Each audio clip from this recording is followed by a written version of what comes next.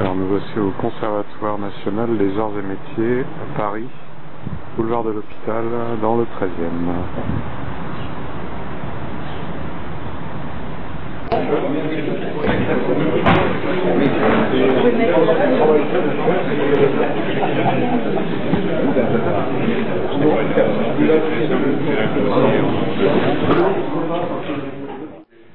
Dirige XpertNet, c'est une petite entreprise mais qui deviendra grande, qui propose justement des solutions Web 2, j'imagine. Enfin, on en parlera plus cet après-midi parce que une partie de l'après-midi sera consacrée à un projet sur XWiki.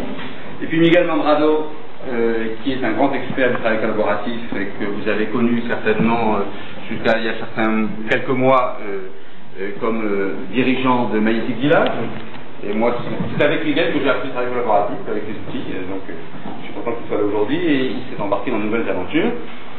Fabien Lair, qui est ici un homme next-moderne, représentant de l'ex-modernité dont il nous parlera tout à l'heure, qui est quelque chose d'un concept important qui est en train de naître, je crois, dans l'écosystème Web 2, grosso modo. Et Benoît Rotembourg, qui aujourd'hui effectivement est consultant, dirige une petite entreprise de consultants, dirige une entreprise. De la société Magnétique. Depuis en fait 10 ans, j'ai passé mon temps à essayer de faire en sorte que justement les technologies collaboratives viennent aux utilisateurs et non pas le contraire. C'est-à-dire faire en sorte que les utilisateurs s'approprient ces technologies, s'approprient les outils et donc en fait arrivent à faire en sorte de pouvoir eux-mêmes produire l'information nécessaire dans l'espace de travail collaboratif, virtuel ou réel, pour être eux-mêmes les acteurs de cet usage. Alors, comme vous l'avez compris, le Web 2.0 arrivant, pour moi ce n'est qu'un prolongement bien entendu, puisque c'est justement, comme l'avait dit aussi tout à l'heure Marc, la face en fait émergée qui commence à apparaître après toute la face immergée qu'il y avait depuis des années dans l'usage en fait de ces technologies. Et donc c'est tout à fait naturel, le Web 2.0 je pense est réellement fondamental, enfin ce qui est en train de se passer en termes d'usage est réellement fondamental et va changer énormément de choses, c'est ce sur quoi j'essaye de contribuer depuis des années, donc je vais continuer à le faire, d'où la présence, ma présence ici bien entendu et mon fort intérêt. Bonjour, donc je suis Ludovic, et en fait moi ce qui m'intéresse dans le Web 2.0 c'est le fait que c'est une technologie, c'est l'internet qui arrive un peu à maturité. Et il y a 10 ans, moi j'ai travaillé pour Netscape et la vision que le navigateur web allait être la plateforme sur laquelle on allait retrouver les applications, c'est déjà quelque chose qui existait, qui était présenté, mais qui finalement a mis 10 ans à vraiment décoller, à vraiment être prise en compte aussi bien dans les entreprises qu'en dehors. Et j'ai aussi découvert dans mon travail précédent comment l'ouverture et les wikis pouvaient déclencher plus de partage et vraiment déclencher le fait que les gens participent et mettent en commun leurs informations, comment la technologie pouvait aussi avoir un effet, c'est-à-dire que la façon dont l'outil fonctionnait pouvait avoir un effet et aussi évidemment la façon dont les managers vont interagir. Ont un effet. Ça m'a amené à créer XWiki, donc qui est une plateforme de wiki et qui répond au volet participatif du Web 2.0 et qui amène une plateforme très ouverte pour que les gens participent. Je voudrais rejoindre un peu l'aspect micro-entreprise qui a été cité tout à l'heure. Je suis aussi convaincu que la baisse des coûts permet ça et permet des TPE et des micro-entreprises à arriver. Je pense aussi que les PME peuvent bénéficier énormément de ces outils et les grandes entreprises aussi, mais c'est plus compliqué. Le sujet de la conférence m'intéresse beaucoup. Quel impact pour l'entreprise? Et en effet, petite, moyenne ou grande, c'est pas tout à fait les mêmes impacts, c'est pas tout à fait les mêmes solutions pour profiter de cette vague et pour utiliser les bénéfices qu'on peut tirer de cette vague. Donc moi je m'intéresse un peu à... C'est celui d'être entrepreneur de la connaissance, c'est-à-dire l'enjeu pour nous tous, c'est comment créer de la valeur dans une économie dématérialisée. Alors pour ça, eh bien effectivement, je dois réfléchir à ce que fait la technologie. Donc je suis vice-président d'un truc qui s'appelle l'AFNet, qui est l'ONG du net, et sur lequel on travaille beaucoup sur les questions de filière numérique et sur le problème des rapports entre grosses entreprises et petites entreprises. Pour votre information, on vient d'être mandaté pour supporter quelque chose qui s'appelle le programme TIC et PME 2010, c'est-à-dire le problème qui permet d'organiser les filières numériques entre grosses et petites entreprises. Et on vient de publier une lettre à la fenêtre, et cette lettre qui vient de publier, elle est consacrée à l'imparfait du futur, le Web 2. Donc c'est d'actualité.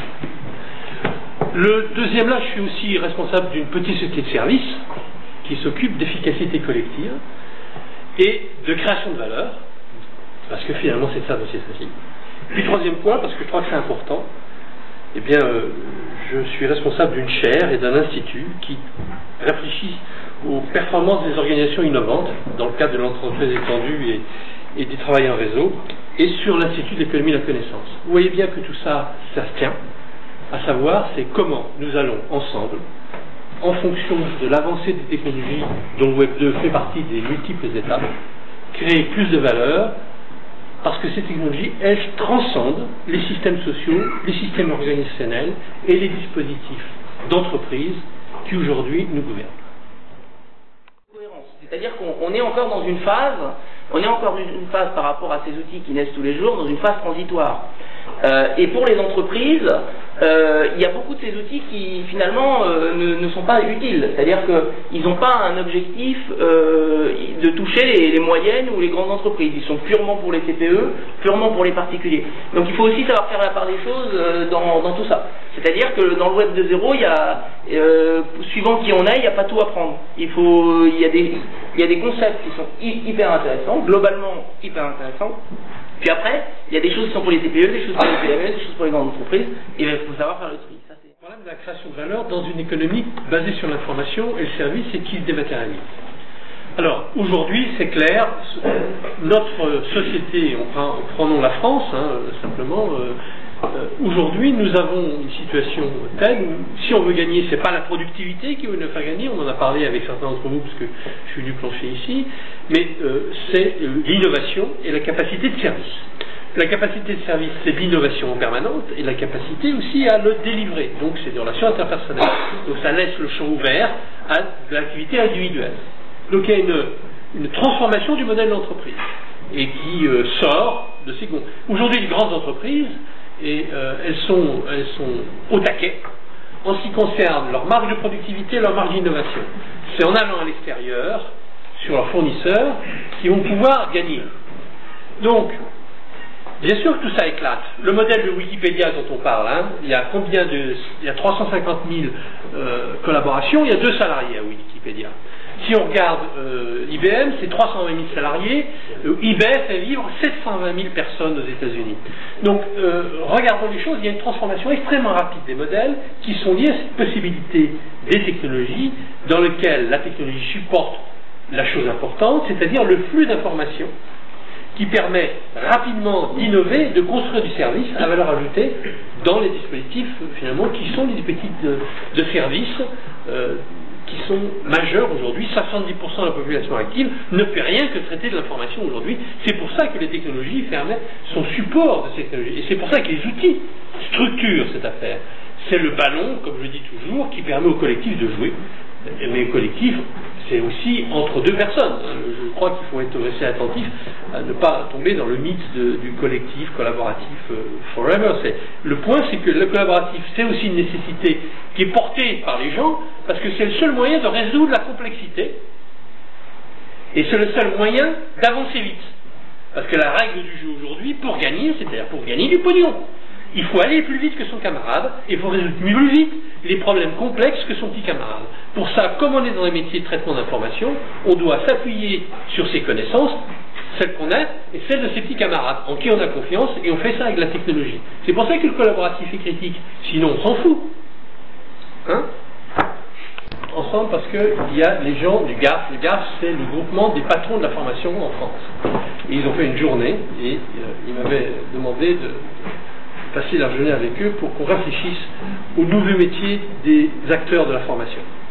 Donc j'avais emmené Frédéric à un moment donné pour qu'on fasse un petit peu en temps réel quelques exemples de, finalement, chacun pouvait créer ses dispositifs de micro-learning.